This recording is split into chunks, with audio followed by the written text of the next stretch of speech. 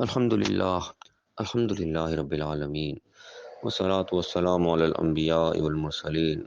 أعوذ بالله من الشيطان الرجيم. بسم الله الرحمن الرحيم. رب اشرح لي صدري ويسر لي أمري واحلل عقدة من لساني يفقهوا قولي واجعل لي وزيرا من أهلي.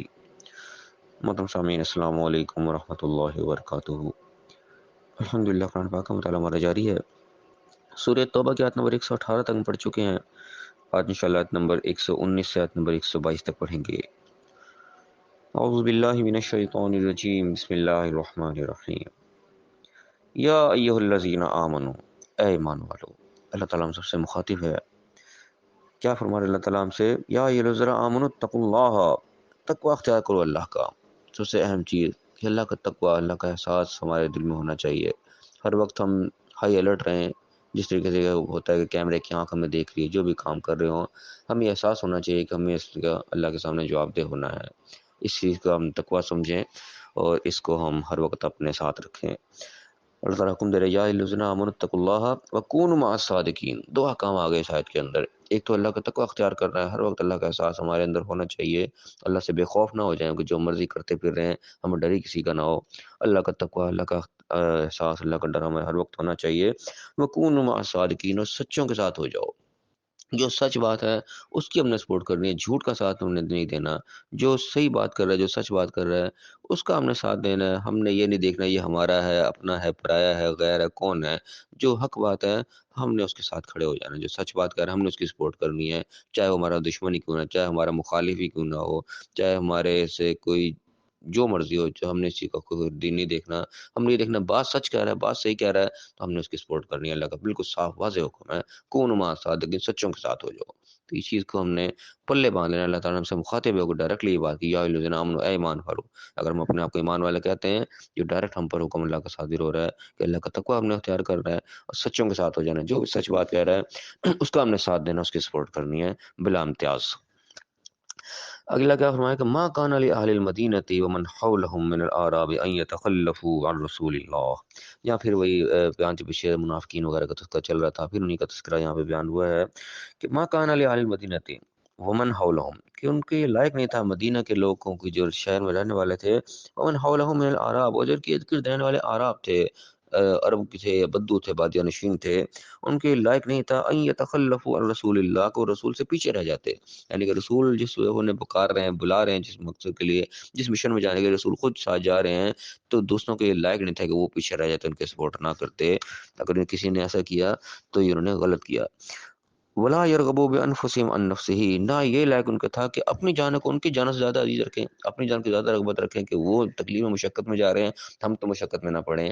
یہ ان کے لائق نہیں تھی یہ چیز. جب وہ رسول پہ ایمان لے آئے ہیں تو پھر ان کے ہر پکار کے اوپر لبیک کہنا ضروری ہے. اب یہ بات صرف ہم وہیں تک محدود نہ رکھیں، اپنے اوپر بھی ہم اپلائی کریں گے. جس چیز کا رسول نے ہمیں حکم دیا ہے، جو کچھ ہمیں ان کی سیرت سے مل رہا ہے، جو کچھ سنت کے ذریعے میں تک پہنچ رہا ہے کہ یہ کام اس موقع پر کیا گیا، تو ہمیں بھی چاہیے وہ کام کو ہم کریں، ہم اسے پیچھے نہ ہٹیں.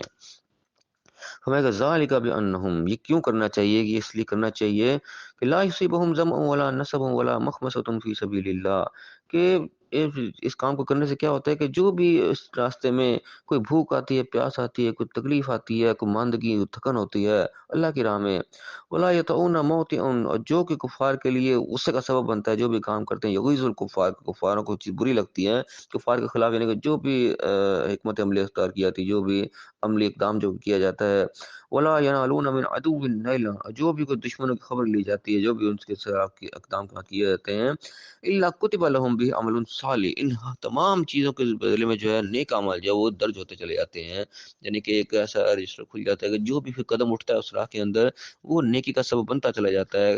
چاہے اس میں کوئی آپ کو کامیابی ہو رہی ہے، چاہے کوئی نقصان ہو رہا ہے، کوئی تکلیف پہنچ رہی ہے، جو بھی ہے نیک عمل جو ہے وہ درج ہوتے چلے جاتے ہیں. ان اللہ لا یضیع اجر المحسنین، اللہ تعالیٰ احسان کرنے والوں کا اجر بالکل ضائع نہیں کرتا. یعنی کہ جب اللہ کی راہ میں آپ نکل کھڑے ہوئے ہو، رسول نے ایک پکار دی ہے کہ چلو نکلو، اور اس پکار پہ آپ کھڑے ہو گئے، پیچھے نہیں ہٹے، تو بس سمجھو کہ آپ کا ایک وہ میٹر چل پڑا، آپ کے ٹک ٹک جو ہے وہ آپ نام اعمال جو ہے وہ لکھے جانے شروع ہو گئے. ہر قدم پہ، ہر تکلیف پہ، ہر کامیابی پہ وہ اجر لکھا چلا جا رہا ہے. یہ اس لیے پیچھے رہنا جو ہے ہمیں سراسر نقصان کا باعث ہے. جب آپ نکل کھڑے ہوئے تو بس پھر فائدہ ہی فائدہ ہے، پھر وہ نیک نیکیاں جو ہیں وہ ایک جیسا چاہیے کہ وہ میٹر چل پڑا ہے، وہ مسلسل جو ہے آپ کے نامال میں نیکیاں درج ہوتی چلی جائیں گی۔ اللہ تعالیٰ نے اتنا یعنی کہ خوشخبری یہاں پہ اس چیز کی دی ہے۔ اور میں کہ ولا ينفقون نفقۃ صغیرۃ ولا کبیرۃ، اور جو بھی کچھ خرچ کیا جائے گا اس معاملے میں، چھوٹا ہو یا بڑا ہو، ذرا بھی جو بھی خرچہ کیا جائے گا، ولا یقطعون وادیا، اور جو بھی سفر طے کیا جائے گا، جو بھی میدان طے کیا جائے گا، اللہ کتب لهم، وہ ہر چیز وہاں پہ لکھی جائے گی، لیجزیہم اللہ احسن ما کانوا یعملون، تو کیوں نوٹ ہوگا ہر چیز کی، ایک ایک چیز کا بدلہ اللہ تعالیٰ احسن طریقے سے دے، جو بھی کچھ عمل کیا جائے گا اسلام میں اس کا بدلہ جو ملے گا وہ نہایت احسن ملے گا۔ حسنہ بھی نہیں، احسن کا لفظ ہے، یہ بالکل انتہائی بہترین، انسان کے سوچ سمجھ سے بھی یعنی کہ وہم و گمان سے بھی زیادہ اس کا اجر ملے گا، کہ انسان کو تصور نہیں ہوگا کہ یہ میرا کام جو تھا یہ اتنا مقبول تھا اللہ کی راہ میں۔ لیکن یہ وہی بات ہے کہ ایمان بالغیب کی بات ہے، پردے کے پیچھے ہے یہ چیز، ہمیں فوری طور پر نظر نہیں آئے گی، لیکن اس کا جو ریٹرن ہمیں ملے گا وہ دنیا میں بھی ملے گا، وہ کس کس طریقے سے اللہ تعالیٰ میں کہاں کہاں ہماری سپورٹ کرے گا، کہاں کہاں ہمیں بچائے گا، وہ قیامت کے دن ہمارے سب کچھ سامنے کھلے گا کہ جو ہم نے کام کیا تھا اس کا اتنا ہمیں اجر ملا، دنیا میں ملا، اور آخرت میں جو ملے گا اس کا تو ہم یہاں یعنی کہ تصور بھی نہیں کر سکتے نا۔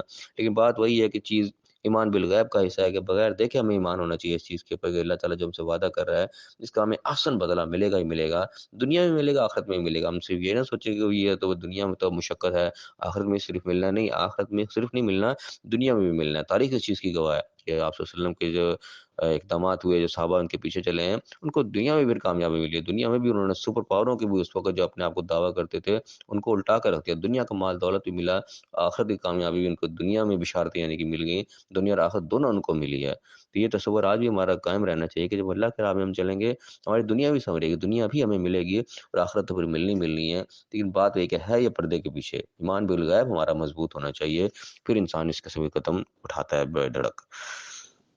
آگے کیا فرمایا کہ وما کان المؤمنون لینفروا کافہ، اب یہ مومن کے لیے تو نہیں ہے کہ سب کے سب چل پڑے، پورے کے پورے نکل پڑے، اب یعنی کہ پیچھے وہ بات ہو رہی تھی کہ کیوں یہ لوگ ساتھ نہیں چلے، تو ظاہر ہے کہ ساتھ سارے کے سارے تو نہیں چلیں گے، لیکن کرنا کیا اللہ تعالیٰ خالی بتا رہا ہے فلولا نفر من کل فرقۃ منهم طائفہ، تو ہر جو فرقہ، ہر کوئی جماعت تھی ان کی، ہر کوئی قبیلے تھے ان کے، ایک ایک جماعت ان میں سے کیوں نہ آئی، یہ یعنی کہ ہونا چاہیے یہ ہر ایک جماعت جو اس میں سے نکلے دین کو سیکھے، لیتفقہوا فی الدین، تاکہ وہ اس دین کو، قانون کو سمجھے سیکھیں، ولینذروا قومهم، پھر جا کے اپنی قوم کو ڈرائیں، ان کو متنبہ کریں، اذا رجعوا، جب واپس پلٹے ان کے اندر، الیہم لعلہم یحذرون، تاکہ وہ بھی جو ہے اپنے آپ کو ٹھیک کریں، احتیاط رکھیں، وہ بھی اپنے آپ کو سنواریں۔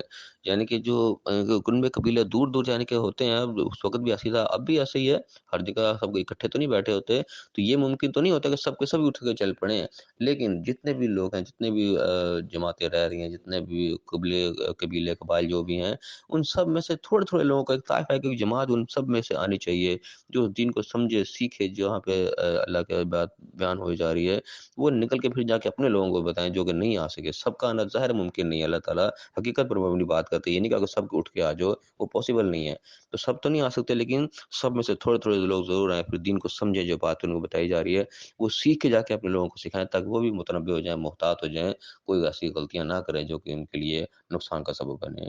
اللہ تعالیٰ ہمیں دنیا میں رہنے کے طریقے سلیقے سکھاتا ہے کہ معاملات کو کیسے لے کے چلنا ہے، نظام کو کیسے چلانا ہے، اللہ تعالیٰ ہر چیز کے میں گائیڈ لائن عطا فرماتا ہے، لیکن ہماری نااہلی ہے کہ ہم اس کو دیکھتے نہیں، پڑھتے نہیں، سمجھتے نہیں، اس کو اپنی عملی زندگی میں لاگو نہیں کرتے۔ تو اللہ تعالیٰ ہمیں صحیح سمجھنے کی توفیق عطا فرمائے، جہاں جہاں اللہ تعالیٰ ہمیں گائیڈ لائن دے رہا ہے، جو احکام ہمیں اللہ کی صورت میں مل رہے ہیں سامنے لکھے ہوئے، جس طرح آج صاف بات اللہ نے بتائی کہ اللہ کا تقویٰ اختیار کرنا ہے اور سچوں کا ساتھ دینا ہے ہم نے، اب یہ چیز ڈائریکٹلی ہماری زندگی سے بلانگ کرتی ہے، جہاں بھی ہمیں کہیں سچ کی بات نظر آئے ہمارا کام اس کی سپورٹ کریں، یہ اللہ کا واضح حکم ہمیں ملا۔ تو اس قسم کے جتنے بھی احکام ہمیں ملیں، جتنے بھی اشارے ملیں، اللہ تعالیٰ ہمیں ان کو صحیح سمجھنے کی توفیق عطا فرمائے، صحیح اپنی زندگی میں لاگو کرنے کی توفیق عطا فرمائے، اور دنیا اور آخرت دونوں کا کامیاب فرمائے، آمین۔ وآخر دعوانا الحمد للہ رب العالمین۔